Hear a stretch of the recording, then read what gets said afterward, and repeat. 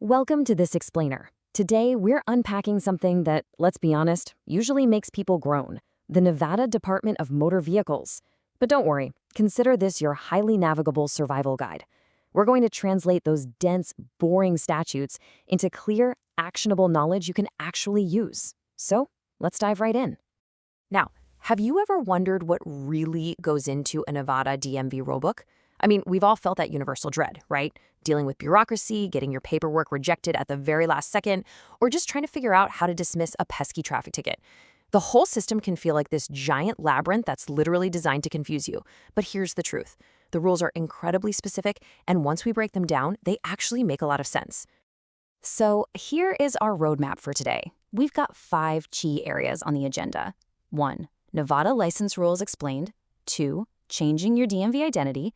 3. The mail renewal maze. 4. Surviving traffic school. And 5. Who teaches the teachers?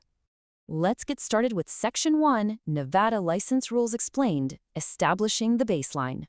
According to state statutes, your full legal name is your first, middle, and family name or last name.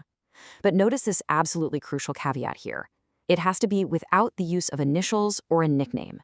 You literally cannot just throw a middle initial on your application and call it a day.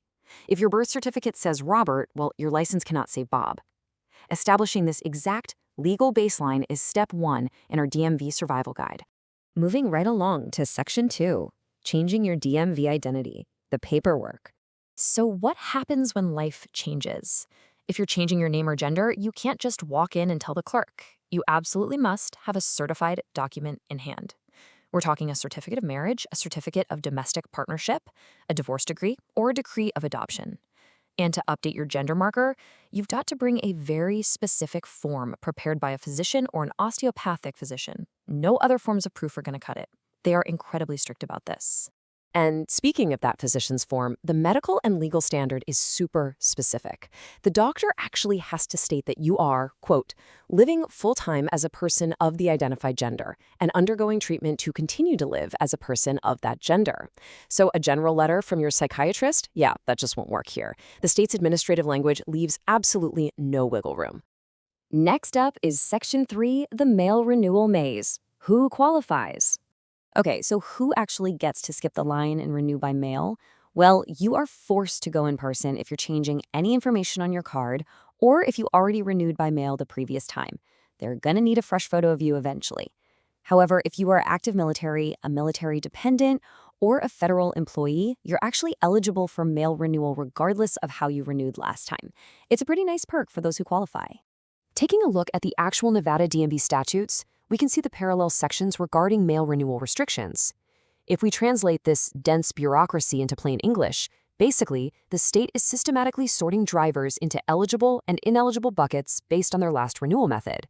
They are keeping very strict tabs on exactly who must show up in person. Now, you might be wondering, does the DMV legislate edge cases? Oh, absolutely. What if you were born on Leap Day? Do you get a free pass on expiration dates 3 out of 4 years? No way.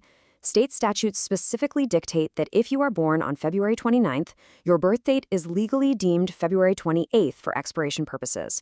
So nope, the DMV ensures absolutely no one escapes their expiration dates.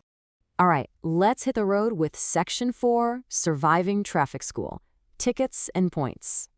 $24.95. That is the remarkably low upfront cost to take a 100% Nevada DMV-approved online traffic safety course. By law, these providers offer courses that run for the absolute shortest amount of time legally allowed, with 0 hidden fees.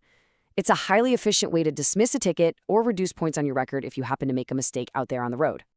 But here's the massive why this matters factor, especially for your wallet. Beyond just getting a ticket dismissed, completing one of these defensive driving courses can actually reduce your car insurance premiums by up to 10%. Over the course of 3 years, that can easily add up to hundreds of dollars in savings. Honestly, it's a fantastic return on a $25 investment and just a few hours of your time. But wait, crucially, once you pass that online course, you are not totally done. Nevada law strictly requires a specific post-exam procedure. First, you have to print the affidavit they email you. Second, you have to go get it notarized. Third, submit a clear photo or scan of that signed form. And fourth, you'll receive your certificate within 7 days.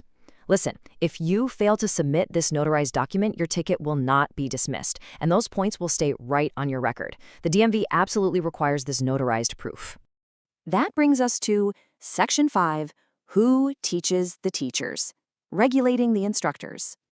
So the state wants to ensure that the people teaching safety are legally beyond reproach. An instructor's registration can be flat out revoked if they've had a DUI within the past 7 years, if they've been convicted of fraud or embezzlement, if they possess multiple driver's licenses, or if they falsified their application. Oh, and here's a big one. They are strictly prohibited from administering driving skills tests to their own students. That's to prevent any conflicts of interest and maintain total objectivity. And it's not just the human instructors either. The technology running these courses is heavily regulated.